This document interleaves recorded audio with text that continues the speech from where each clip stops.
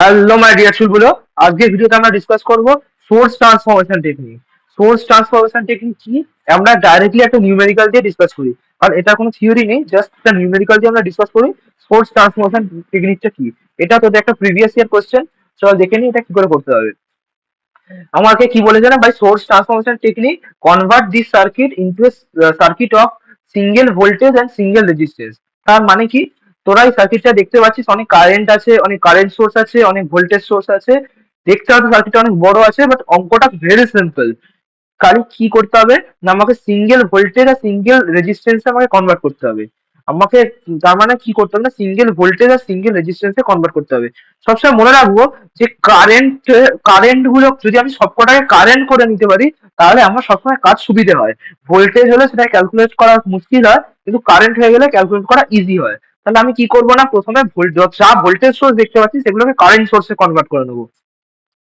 তাহলে দেখ একটাই এখানে ভোল্টেজ সোর্স দেখতে পাচ্ছিস, খালি এই লাইনটা সবসময় মনে রাখবো। এখানে একটাই ট্রিক আছে, না ভোল্টেজ সোর্স থেকে যদি তুই কারেন্ট সোর্স করতে চাস, ভোল্টেজ সোর্স থেকে যদি কারেন্ট সোর্স করতে চাস, তাহলে যে রেজিস্ট্যান্স যদি থাকে ভোল্টেজ সোর্সের সাথে থাকলে, ভোল্টেজ সোর্সের সাথে রেজিস্ট্যান্স থাকে সিরিজে, ভোল্টেজ সোর্সের সাথে রেজিস্ট্যান্স থাকে সিরিজে, এবং কারেন্ট সোর্সের সাথে রেজিস্ট্যান্স থাকে হচ্ছে প্যারালালে।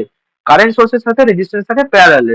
তার মানে কি, তার মানে হচ্ছে এই ভোল্টেজ সোর্সটাকে যখনই আমি রেজিস্টার কারেন্ট সোর্সে কনভার্ট করব, এই যে রেজিস্ট্যান্সটা আছে এটা সিরিজ থেকে সরে গিয়ে প্যারালালে চলে আসবে। That's it. আবার উল্টোটাও পসিবল। এই ধর এই কারেন্ট সোর্সটা আছে, এই কারেন্ট সোর্সটার সাথে আমি এই প্যারালাল রেজিস্ট্যান্সটাকে কনসিডার করব। এই কারেন্ট সোর্সটার সাথে এই প্যারালাল রেজিস্ট্যান্সটাকে কনসিডার করব। যদি আমি কারেন্টটাকে ভোল্টেজে কনভার্ট করতে চাই, তাহলে তার প্যারালাল রেজিস্ট্যান্সটাকে কনসিডার করব, এবং এটাকে যখন ভোল্টেজ সোর্সে কনসিডার করব, এই রেজিস্ট্যান্সটা এর সিরিজে চলে আসবে। আশা করছি সবাই বুঝতে পেরেছিস কি করে করতে হবে। চল দেখে নি কি করে এবার করতে হবে। করতে জন্য আমাকে কি জানতে হবে, আমাকে জাস্ট জানতে হবে হচ্ছে ওহমস ল।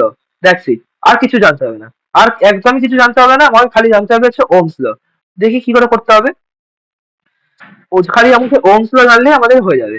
আমি জাস্ট এইটাকে আমরা ভোল্টেজ সোর্স কারেন্ট সোর্সে কনভার্ট করতে চাই। দেখ, এখানে ভোল্টেজ আর রেজিস্ট্যান্স সিরিজে আছে, নিয়ে নিলাম। তাহলে আই ইকুয়াল টু কি জানি, আমরা ওহমস ল অনুযায়ী হয় আই ইকুয়াল টু হচ্ছে V by R. I equal to কি হয়, আই ইকুয়াল টু হচ্ছে V by R. I equal to কি হয়, আই ইকুয়াল টু হচ্ছে ভি বাই আর। এখানে আমাদের ভোল্টেজ সোর্সটা 5 ভোল্ট নয়, এটা 20 ভোল্ট ছিল কোশ্চেনে, আমরা ভুল টুকেছিলাম।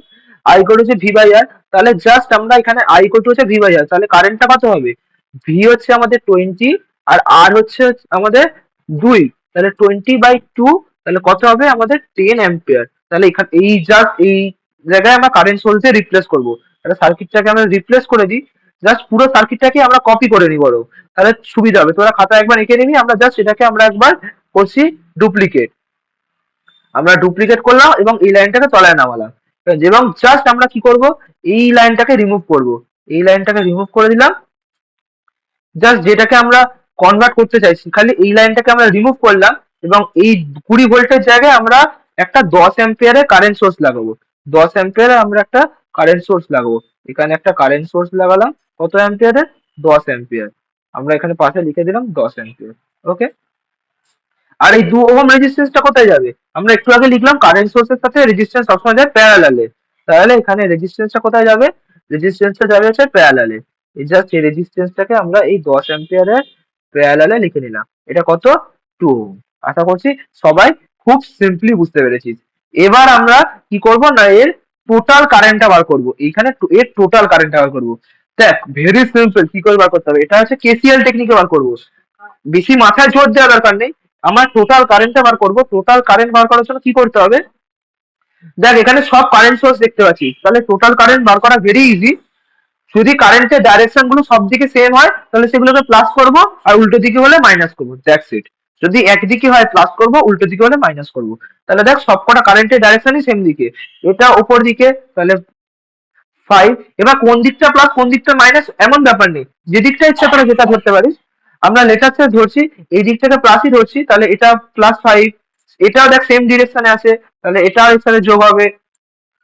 কেন যোগ হবে, তোরা জানিস, সেম দিকে যদি কারেন্ট যায়, মানে সেম দিকে যদি মানুষ যায়, তারা হাত ধরাধরি করে যাবে। আর উল্টো দিকে মানুষ এলে তারা মারপিট করবে। সেম দিকে পাশাপাশি যাচ্ছে, হাত ধরাধরি করে যাচ্ছে, আর উল্টো দিক থেকে আসছে, মারপিট করছে, তাহলে সেম দিকে যাচ্ছে, যোগ হচ্ছে। তাহলে এটাও একদিকে, এটাও সেম দিকে, এটাও সেম দিকে, তাহলে 5 প্লাস 10 প্লাস এখানে আর একটা কারেন্ট সোর্স আছে, এটা কত, এটা হচ্ছে 10। আশা করছি বুঝতে পেরেছিস। তাহলে টোটাল কারেন্টটা কত, টোটাল কারেন্টটা হচ্ছে 25 অ্যাম্পিয়ার। এবার আমাকে বার করতে হবে টোটাল রেজিস্ট্যান্সটা, টোটাল রেজিস্ট্যান্সটা। এবার টোটাল রেজিস্ট্যান্সটা তো খুব সিম্পল, দেখ সবকটা রেজিস্ট্যান্সই প্যারালালে আছে, তাহলে 1/RT টা কি হবে, 1/RT, এখানে সবকটা প্যারালালে আছে, তাহলে 1/2, 1/2 প্লাস 1/2,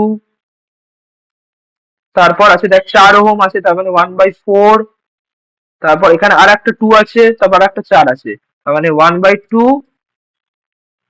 এটা হচ্ছে 1/2 প্লাস এখানে আর একটা 4 আছে, 1/4।